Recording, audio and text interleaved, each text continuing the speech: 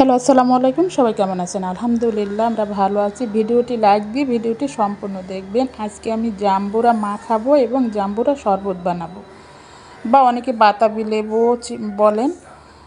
যাক, মানে আমরা ঢাকায় তো মানে জাম্বুরাই বলি, বা অনেকে আমরা অনেক দেশে আমরা বাতাবি লেবু বলি।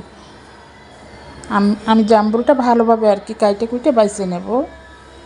আর সবাইকে অনুরোধ করব ভিডিওটি লাইক দিয়ে ভিডিওটি সম্পূর্ণ দেখবেন। যদি ভালো লাগে সাবস্ক্রাইব করবেন, পরিশেষে বলবো কমেন্টস করবেন বা শেয়ার করে দেবেন, যেটা আপনাদের ভালো লাগে। অন্ততপক্ষে লাইক দিয়ে ভিডিওটা দেখবেন, সবার কাছে আমার অনুরোধ।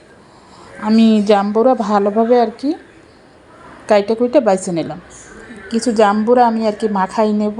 পুদিনা পাতা গাছের, কাঁচামরিচ, বিট লবণ, একটু হালকা চিনি, এটা দিয়ে আর কি মাখাইয়ে, মানে এইভাবে জাম্বুরা মাখাই খাইয়ে দেখেন, অনেক মজা হয়। আর এখান থেকে কিছু জাম্বুরা আমি জুস বানাবো, মানে শরবত বানাবো।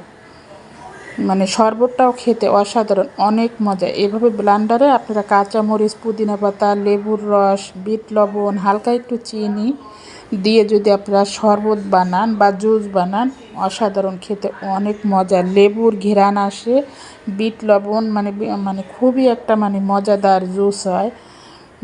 জাম্বুরার জুস মানে খেতে অনেক মজা।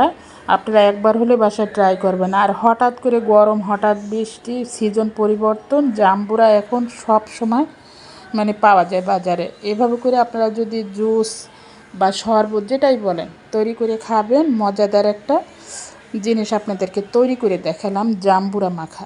সবাই ভালো থাকবেন।